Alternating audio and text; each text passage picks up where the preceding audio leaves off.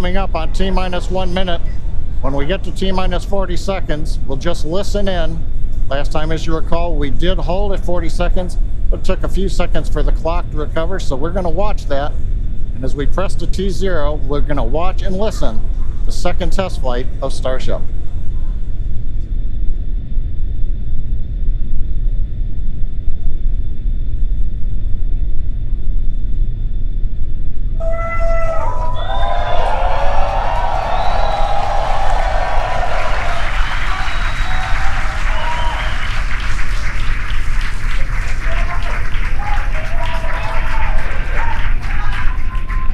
T-minus 30 seconds.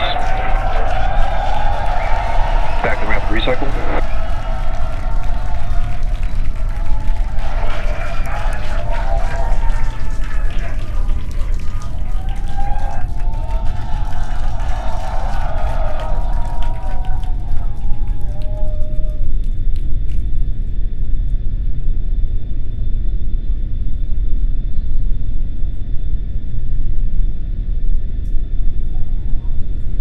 Back at Hawthorne, we're at T-minus 40 seconds in holding. We had a rapid recycle. We've not heard anything over the countdown net as the team works both first and second stages. We're going to monitor the nets here for a minute.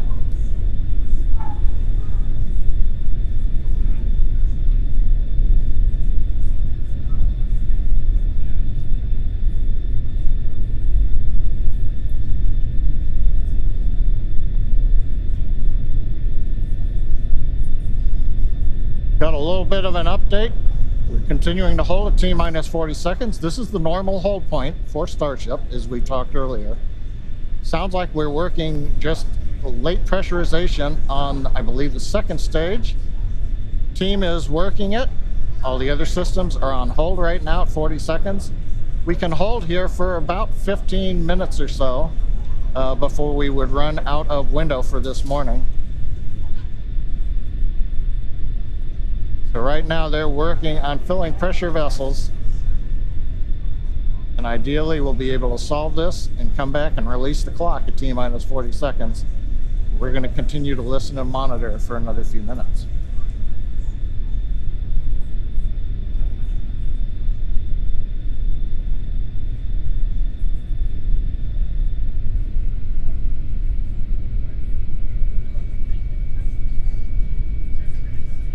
And it's worth mentioning here that don't go away. We are holding at T-minus 40 seconds, but once the teams have resolved and see the data that they want to see, the clock can restart straight away and it'll start ticking down from T-minus 40 again, all towards liftoff. Yeah, exactly. Now, while we do have the ability to hold for up to 30 minutes, we only have a 20-minute launch window, so don't go away, don't change the channel. And just like Shiva said, we can restart that clock, and there it is. And there it goes. Clock is rolling. T-minus 30 seconds.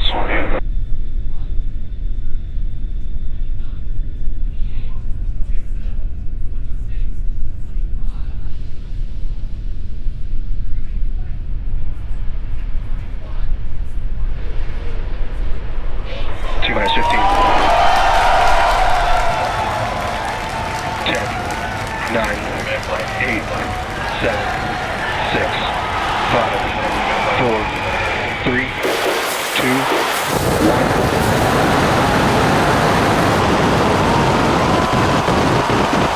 We have the box.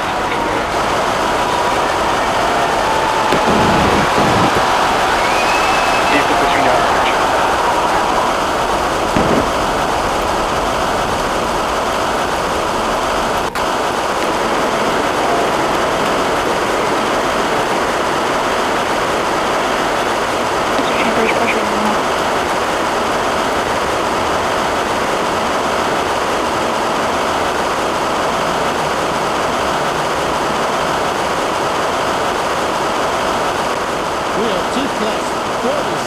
Into the flight of Starship, 33 Raptor engines powering the first stage. Power and telemetry nominal.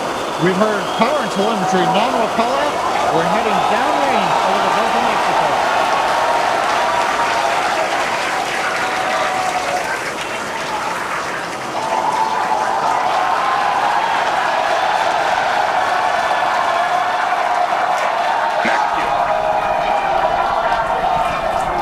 And that call out tells us Starship is through the period of greatest stress on the way to space. Now the next major event is hot staging in just over 90 seconds from now. To get ready, the booster will shut down all but 3 of the Raptor engines. Clamps holding the 2 stages together will release, and the Starship's second stage will ignite its engines. Starship will then separate from the Super Heavy booster and head to space. And at the same time, the 3 engines that are still firing on Super Heavy will flip the booster around. 10 more engines will ignite for the boost back burn, putting the first stage on path for a splashdown in the Gulf of Mexico.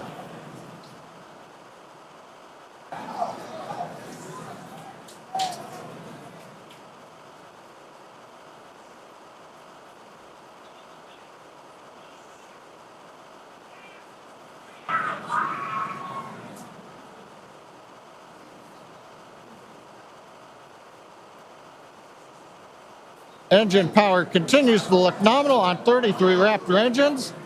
We're about to shut down the first stage and perform staging. Let's watch and listen.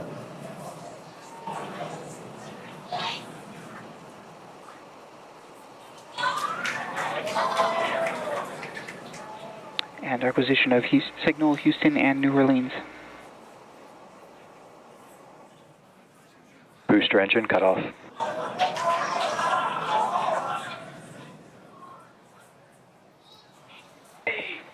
Stage separation. Boost back startup. Ship engine ignition.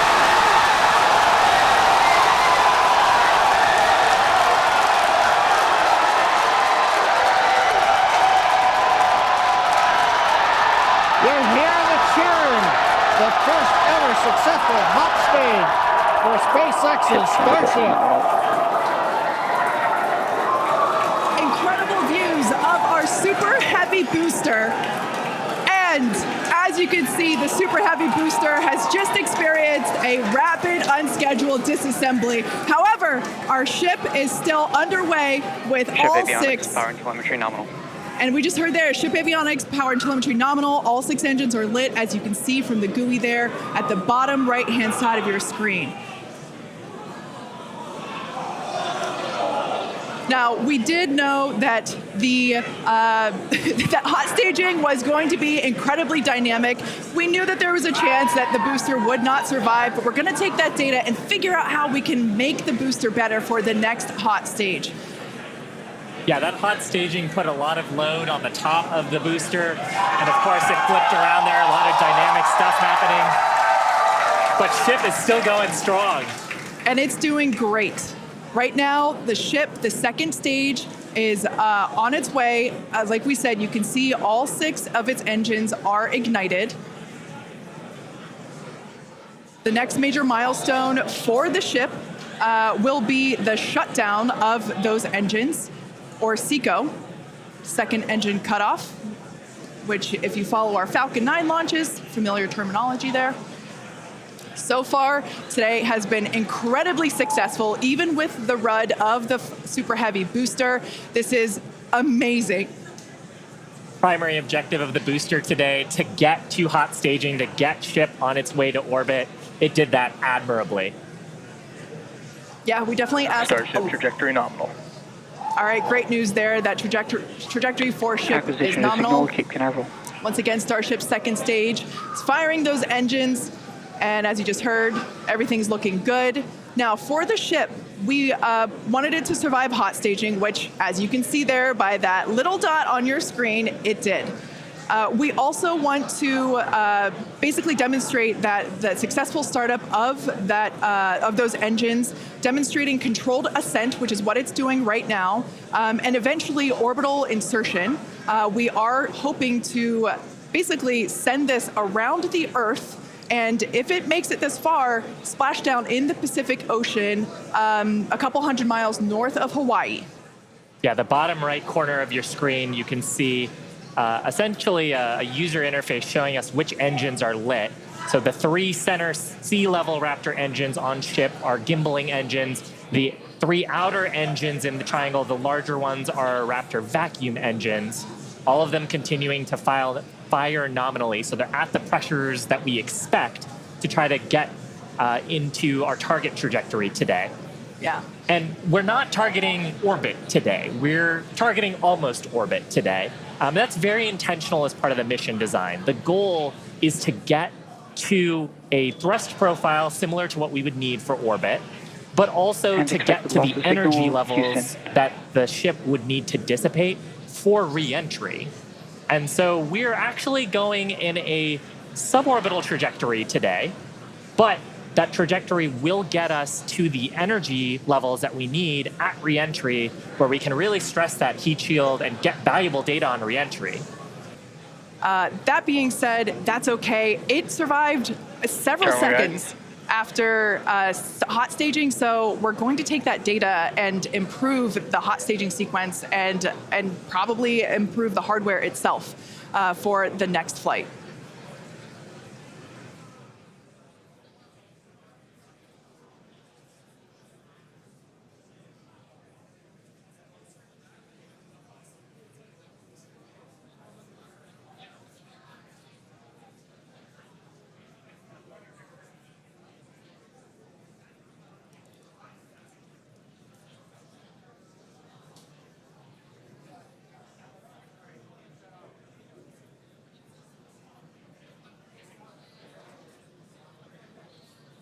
They're standing by for a call out here.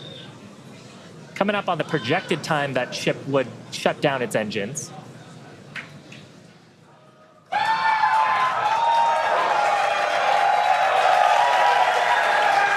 As you can tell by the excitement from the crowd here at Mission Control Center in Hawthorne, there's a great view of our Star Command Center. That's our control center at Starbase, Texas.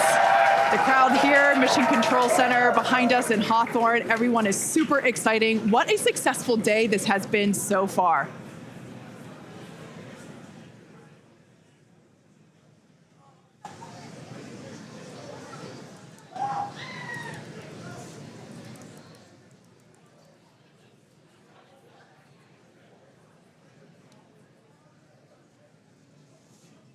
And I mean, up to this point, major successful milestones through hot staging, which was the big objective today.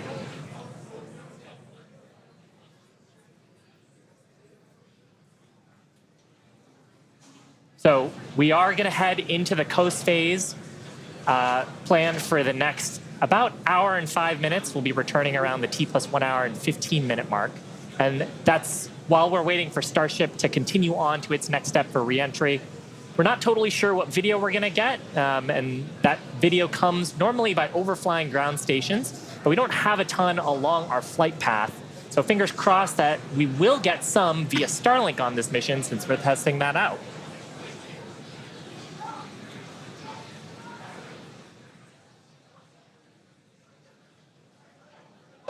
And also give us a moment. We are hearing some chatter on the net, so we're going to try to parse that for you.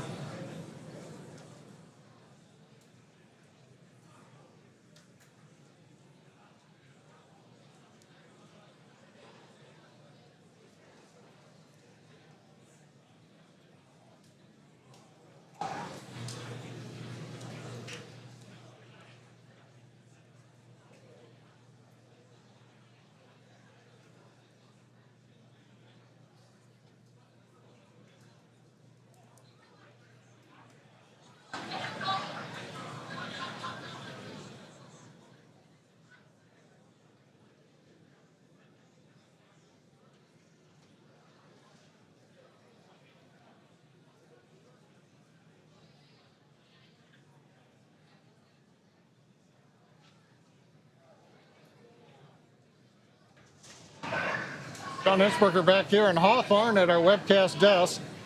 We have lost the data from the second stage. We had heard a call out that we were internal guidance, which means we were getting near the end of the approximately 6-minute burn of Starship, but we haven't gotten any more data since then, so we think we may have lost the second stage, so we would not be into kOS phase. We wouldn't be able to come back in an hour or so and possibly get ready for re-entry. However, what we do know right now is we had an on-time launch at 7 o'clock. We got through the boats. First stage looked beautiful with 33 Raptor engines firing. We got the hot staging, the thing that we really wanted to see and impressed. We saw the separation, we saw the flip maneuver, we saw the light up of the 6 Raptor engines on Starship, and it headed away. Everything really looked good. But what we do believe right now is that the automated flight termination system on second stage appears to have triggered very late in the burn as we were headed downrange out over the Gulf of Mexico. But the real topping on the cake today, that successful liftoff, Kate, Shiva, the hot staging is just beautiful. Exactly what we were looking for. Yeah, ultimately, honestly, such an incredibly successful day. Even though we did have a RUD or a rapid unscheduled disassembly of both the Super Heavy booster and the ship, that's great. We got so much data, and that will all help us to improve for our next flight. Of course, and that's why we flight test, and you can bet that there's going to be more to come. So we really do want to thank you all for joining us. Of course, we want to thank the people of Cameron County. We want to thank all the federal agencies that have supported us for our test, and of course, a huge congratulations to the entire SpaceX team on getting through this flight test today. And I think with that, we're going to sign off from here in Hawthorne. Thanks so much for tuning in, and we'll see you next time.